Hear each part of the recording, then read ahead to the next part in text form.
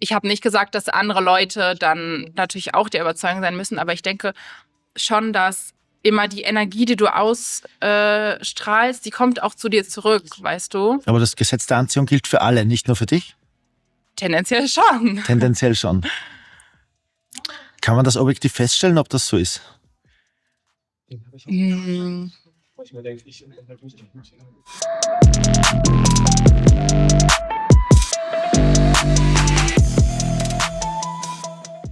Hallo Regina, freut mich sehr. Hallo, freut mich auch. Freut mich auch, dass du jetzt noch ein Thema gefunden hast, nachdem du unseren Spickzettel angeschaut hast.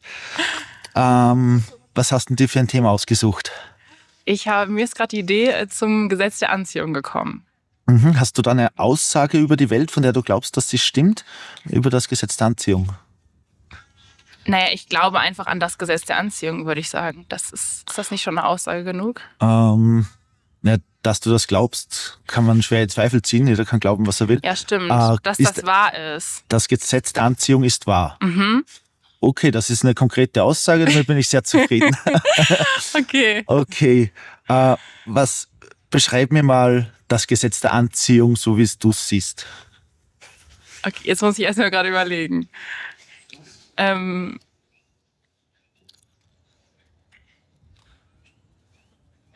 ich an etwas sehr fest glaube und von etwas überzeugt bin und eine gewisse Einstellung dazu habe, dann wird alles, was ich dafür brauche, zu mir kommen. Mhm. Also vielleicht erkläre ich das besser an einem Beispiel.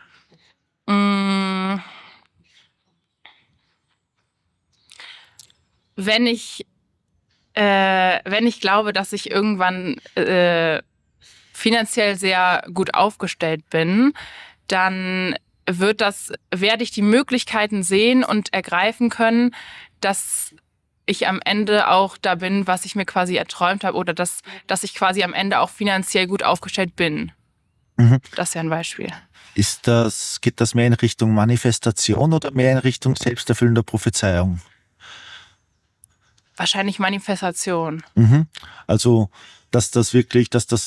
kommt da das Universum zu dir und du machst es nicht selbst, oder wie? Ich denke, dass wenn man diesem Gesetz glaubt, dann sieht man wahrscheinlich auch einfach mehr die Möglichkeiten, die man ergreifen kann, und nutzt sie dann auch mehr. Mhm.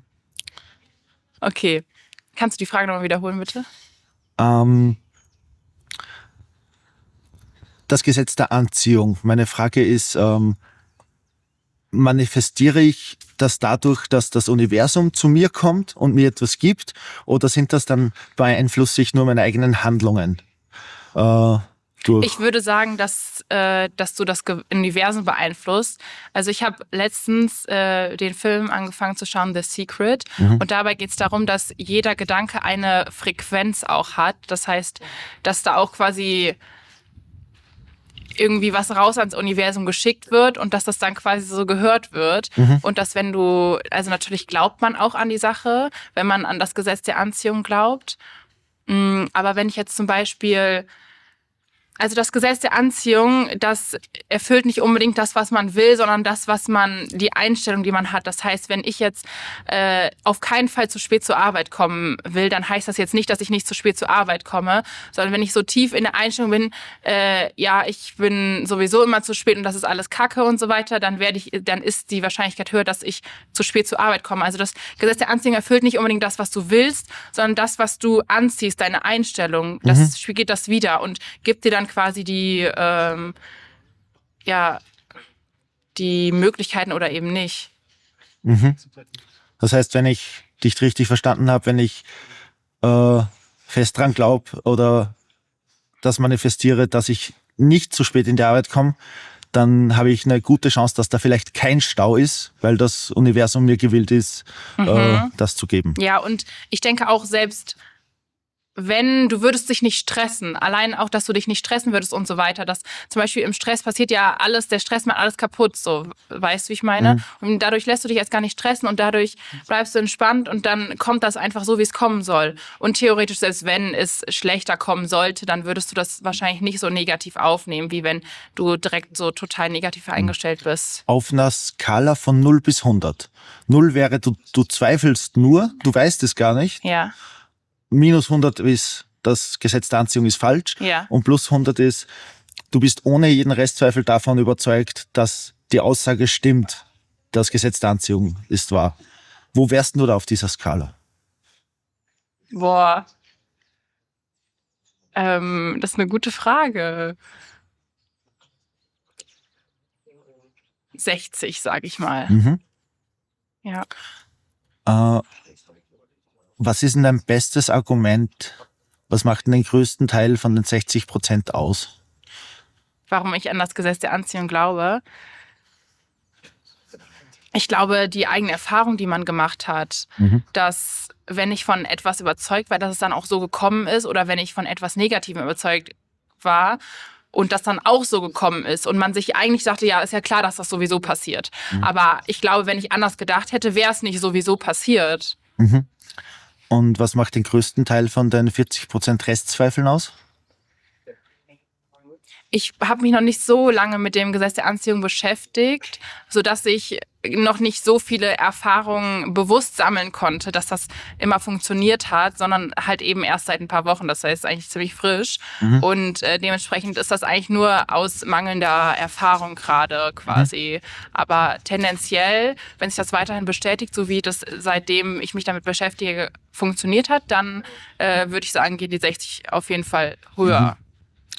Du hast gesagt, du hast die Überzeugung erst seit ein paar Wochen. Was ist denn passiert, dass du darauf gestoßen wurdest, sodass du angefangen hast, dich damit zu beschäftigen? Also vielleicht ist es falsch zu sagen, dass ich die Überzeugung erst seit ein paar Wochen habe, sondern ich habe mich erst damit so aktiv beschäftigt und hatte das noch gar nicht so davor so richtig im Sinn. Und deswegen habe ich das gesagt. Aber was hat was dazu geführt hat, dass ich da überzeugt war. Ich habe selber gemerkt, dass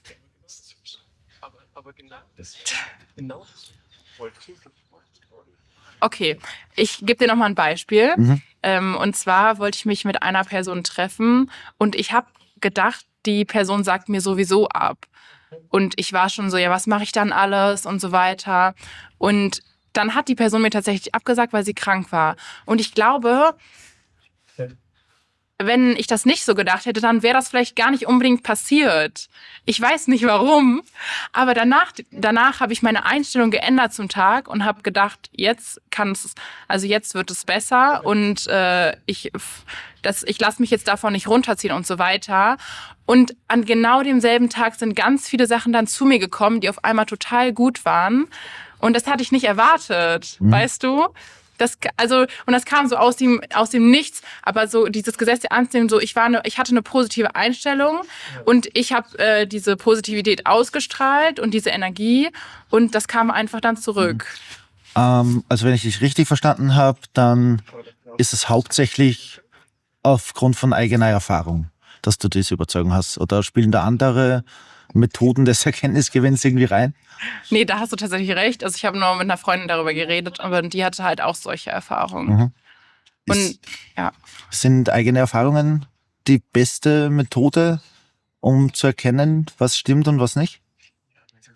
Naja, das hat ja zumindest dazu geführt, dass ich der Überzeugung bin, dass diese Aussage wahr ist. Und ich habe nicht gesagt, dass andere Leute dann natürlich auch der Überzeugung sein müssen, aber ich denke schon, dass immer die Energie, die du ausstrahlst, die kommt auch zu dir zurück, weißt du? Aber das Gesetz der Anziehung gilt für alle, nicht nur für dich? Tendenziell schon. Tendenziell schon. Kann man das objektiv feststellen, ob das so ist?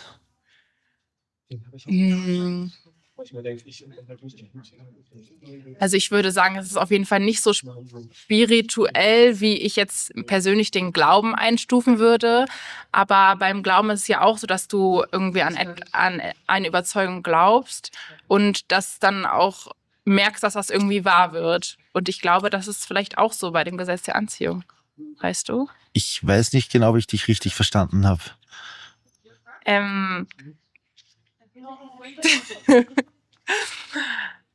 Also ich glaube einfach, dass deine Energie, die du aussendest, dass die einfach zurückkommt und dass das bei allen Menschen so ist. Ob man das jetzt, also sicherlich kann man das noch auch anders betiteln als das Gesetz der Anziehung, sondern auch wahrscheinlich so Manifestation, da hast du recht, was du schon vorher gesagt hattest. Also wir haben in Österreich ein Sprichwort, so wie man in den Wald reinschreit, so kommt es zurück. Ist das so eine ähnliche Sichtweise? Oder wie gesagt, wir haben vorher drüber geredet, ich kriege was vom Universum. Ja. Und das wäre so mein Begriff vom Manifestieren. Ich denke an was ganz fest und das Universum gibt mir dann das. Oder ich beeinflusse mich selbst. Ne? Ich will nicht zu spät in die Arbeit kommen und das programmiert mein Gehirn dann so, dass ich halt 2 Minuten schon vor dem Wecker aufwach. So auf die Art. Und wir schwanken ein bisschen hin und her zwischen diesen zwei Themen. Es scheint etwas vermischt zu sein. Lässt sich das abgrenzen? Du warst, wenn ich dich richtig verstanden habe, vorher sehr auf der Schiene, das Universum gibt uns das. Ja? Jetzt habe ich den Begriff bin ich mir unsicher, wie du das Universum meinst. Was meinst du mit Universum in dem Kontext? Kannst du mir das kurz noch mal erläutern? Das ist eine schwierige Frage. Also die Frage ist, ob man das überhaupt so gut abgrenzen kann. Ich glaube tatsächlich, dass es schon so ein Mittelding ist, dass du deine Handlung natürlich auch anpasst an das, was du glaubst, was du manifestierst und so weiter.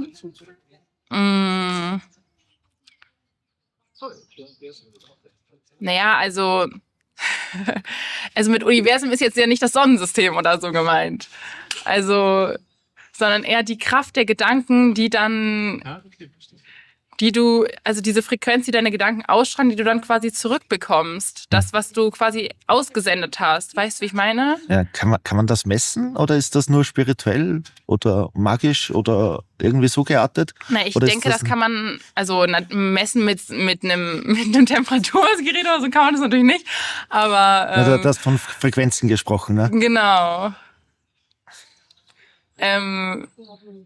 Naja, so jetzt auf dem Papier messen wahrscheinlich nicht, aber ich glaube, die Vielfalt der Erfahrungen lassen das bestätigen, weißt du? Und das ist ja auch so wie negatives Karma kommt zurück, positives Karma kommt auch zurück, weißt du? Also ich glaube, du hast dann Gedanken ausgesendet, du strahlst das aus, das kommt zurück, aber du handelst auch dementsprechend so, wie du denkst. Und dass das tatsächlich so eine Mischung ist. Ist das mit Karma auch verwandt? Oder war das jetzt nur so ein Beispiel? Das ist eine gute Frage. Darüber habe ich mir tatsächlich noch keine Gedanken gemacht. Aber ich würde sagen, das könnte auch damit verwandt sein. Was würdest du sagen? Weiß nicht, wir können wenn wir das Gespräch beenden, dann kannst du mich löchern, mir ein paar Fragen stellen, okay? Jetzt denke ich hier drüber nach, was könnte ich noch für Fragen stellen, okay?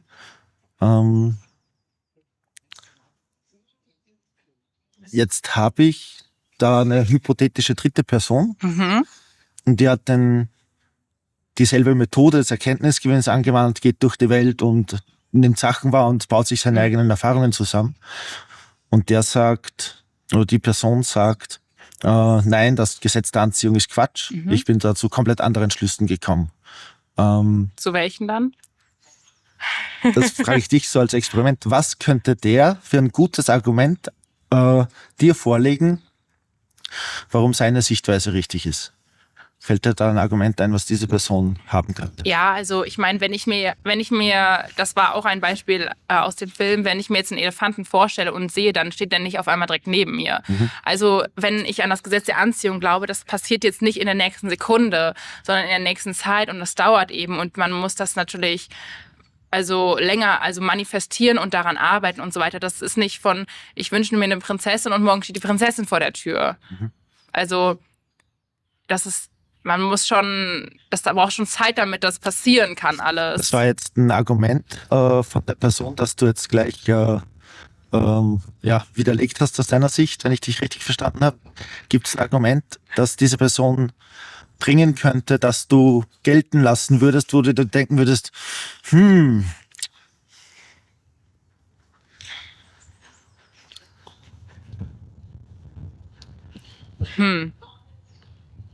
Da bräuchte ich jetzt ein Beispiel und da fällt mir gerade tatsächlich nichts ein.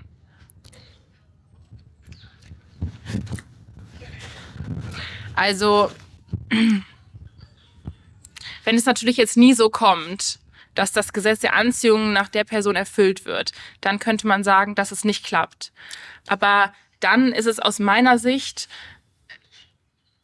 trotzdem das Gesetz der Anziehung gewesen, weil dann sollte es nicht so sein und dann sollte es doch was anderes sein.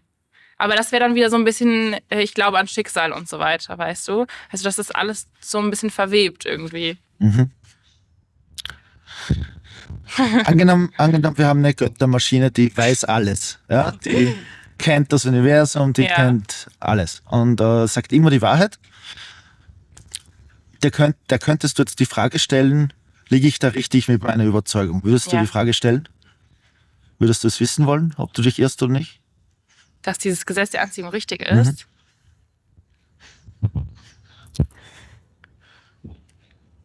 Ich weiß nicht, ob ich an diese Götter glauben würde.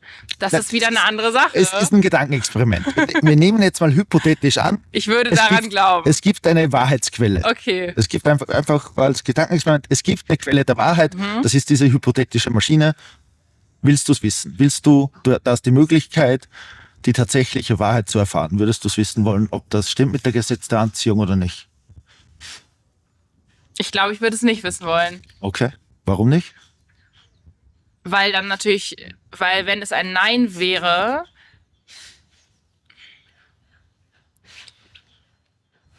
schwierig, dann, also ich bin zufrieden mit meiner Überzeugung und auch natürlich der Annahme, dass die passt, also dass die stimmt und dass die wahr ist und für mich erfüllt die sich auch.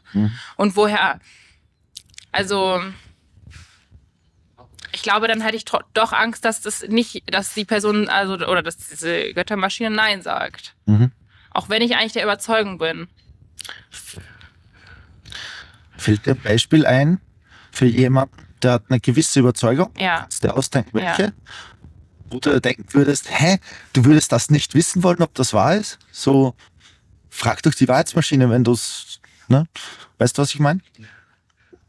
Also fällt dir eine Überzeugung ein, wo du sagen würdest, es wäre ein Fehler, nicht die Wahrheitsmaschine zu fragen, wenn einer die Chance hätte zu erfahren, ob er richtig oder falsch liegt. Nehmen wir an, jemand liegt aus deiner Sicht falsch und sagt dir das und jetzt habt ihr die Wahrheitsmaschine daneben stehen und der sagt, nein, ich bin davon überzeugt, ich würde die Wahrheitsmaschine nicht fragen wollen. Also ich muss jetzt eine Überzeugung nennen, von der ich persönlich nicht überzeugt bin. Ja.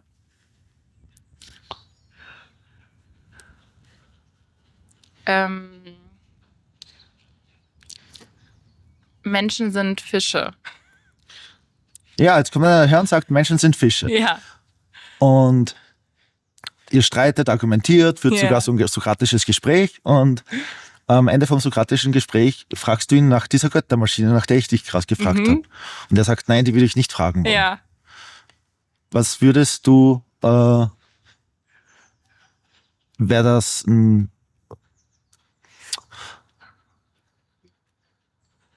was wäre jetzt ein bestes Argument dafür, dass er die Göttermaschine fragen sollte? Wahrscheinlich, dass ich ganz viele Belege habe, dass dass Menschen keine Fische sind. Dass ich der Überzeugung bin und dass ich ihn damit überzeugen würden wollte. Denkst du, dass ich dich davon überzeugen will, dass es kein Gesetz der Anziehung gibt? Nein. Okay. Ich habe gerade den Zusammenhang nicht verstanden der Frage.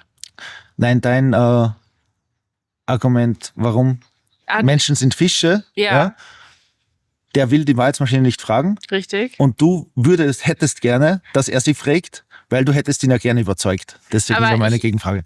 Aber irgendwie, also ich finde, dass es irgendwie doch was anderes ist, weil tatsächlich finde ich, dass das wirklich eine sichtbarere Sache ist. Mit diesem Menschen sind Fische oder eben nicht.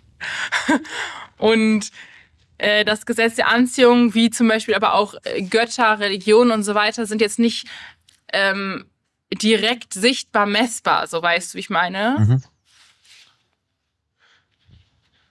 Gibt es Dinge, die nicht sichtbar und nicht messbar sind, die dann auch tatsächlich nicht existieren? Naja, also das Gesetz der Anziehung ist ja in einem anderen Sinne sichtbar, messbar. Aber nicht so wie jetzt meine Hand oder so. Mhm.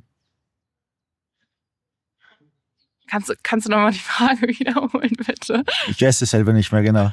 Nein, ich bin auch ein bisschen abgeschwofen. Ja. War jetzt aber auch für mich mal ein Experiment, das mit der Göttermaschine ein bisschen weiter zu spinnen. Fällt dir noch eine Frage ein in dem Kontext, die ich dir nicht gestellt habe, die du interessant finden würdest? Irgendwas, was im Laufe des Gesprächs vielleicht aufgekommen ist? Oder wo du denkst, den Aspekt haben wir gar nicht berührt?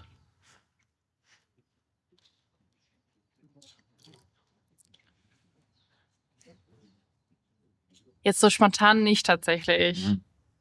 Gibt bestimmt ein paar Fragen, aber da müsste ich jetzt länger drüber nachdenken. Alles gut. Danke fürs Gespräch. Danke dir auch. Das war jetzt lustig. Ich habe mich am Schluss ein bisschen verzettelt mit der Göttermaschine, aber egal.